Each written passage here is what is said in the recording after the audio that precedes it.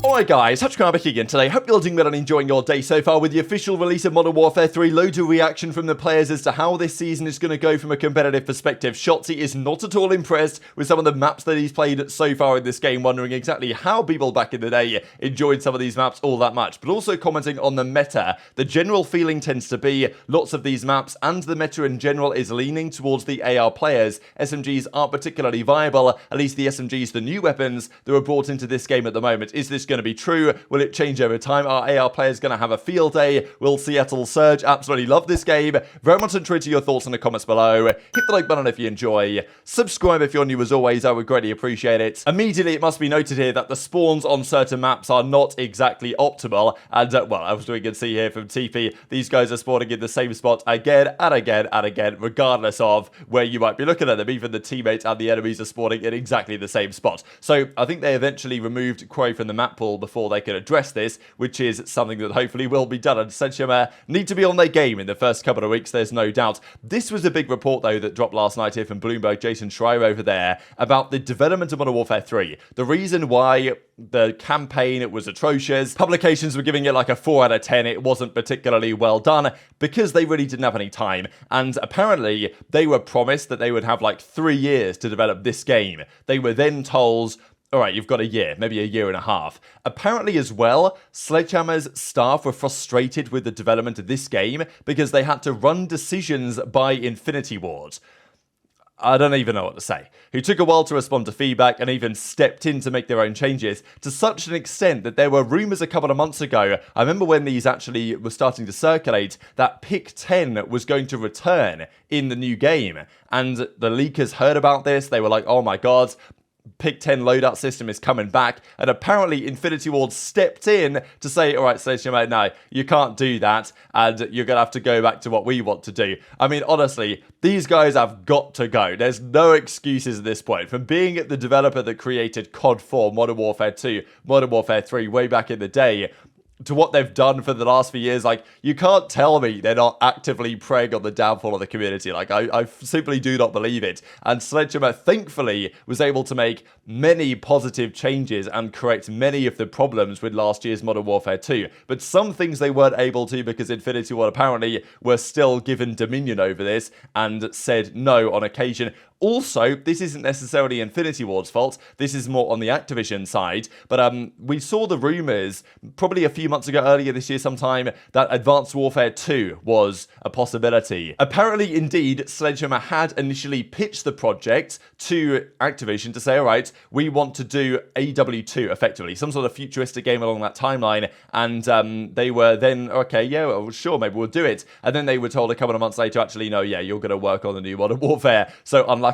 Which, okay, are you surprised? No, but does it? Maybe this is a positive, right? Because if Sledgehammer want to do that game, that's the game they pitched, and if this one does well, and surely we have to go back to jetpacks eventually, so I wouldn't be surprised if someone like AW2 happens at some point, but of course there's going to be Treyarch's next game, maybe there's then going to be Infinity Ward's next game, although hopefully they don't make a game ever again, and then it might be Advanced Warfare 2 like 2027, so regardless, it's going to be a long time away. Rel's Valve also does say, though, in reply to PD Gaming here, that Treyarch are doing a killer job on their current game. So, yeah, I mean, look, this is the thing. If you're a pro player right now that's competing, you might think, well, you know what, let me just stick it out one more year for the Treyarch game. Because, you know, honestly, let's say next year could be Treyarch game and Return of the CWL. I mean, we could be cooking, but maybe that's wishful thinking somewhat. Now, let's talk about the Boston Breach. I think this is on the 18th, isn't it? The big Search and Destroy tournament they are running. Okay, yes, the tweet actually. Best of 5, single elim, 2 pros, 1 challenger, 1 creator,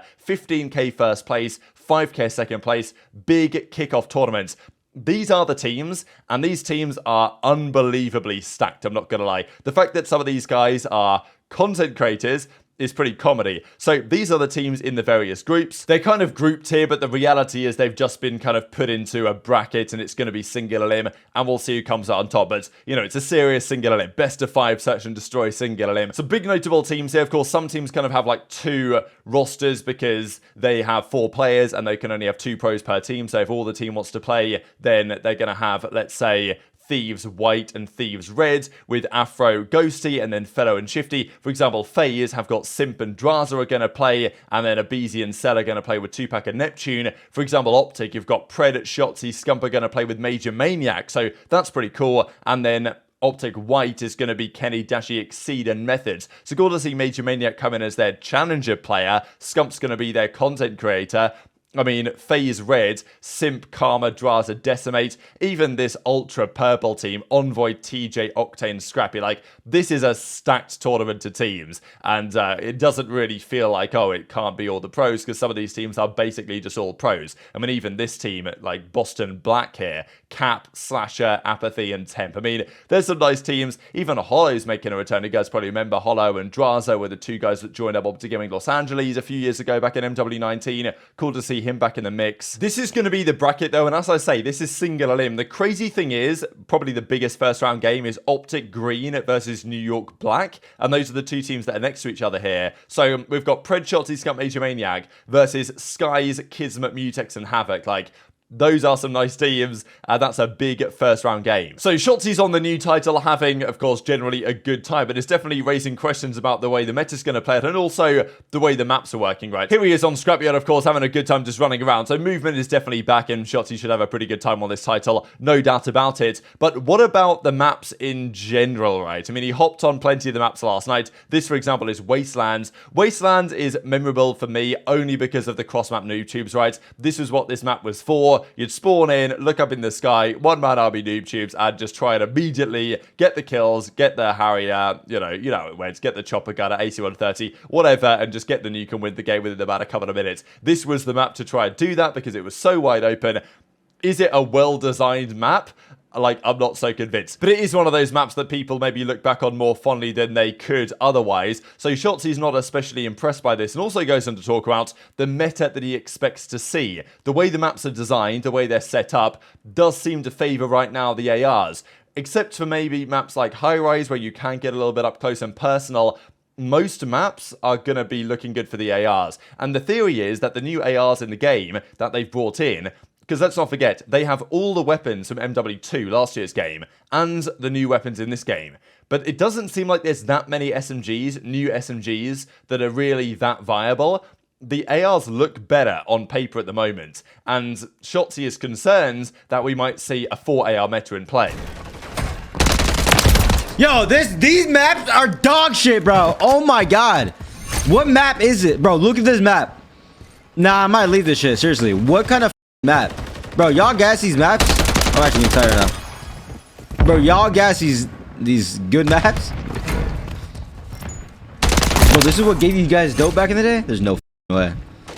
These maps are just snooze festy, dude. I can't even lie, bro. Dude, it's the game. Oh my god. It's hour 3 and there's no way, bro. This map, dude. Honestly, all these maps. Oh, it's good. Bro, are these all AR maps besides Hyras? I'm gonna piss. That's good, man. And that one. Yo, yeah, map? they might be all AR maps. Oh my god. You cannot play that map with the sub, I'll tell you that. It's just literally gonna be 4 ARs off the rip. 4 M4s, dude.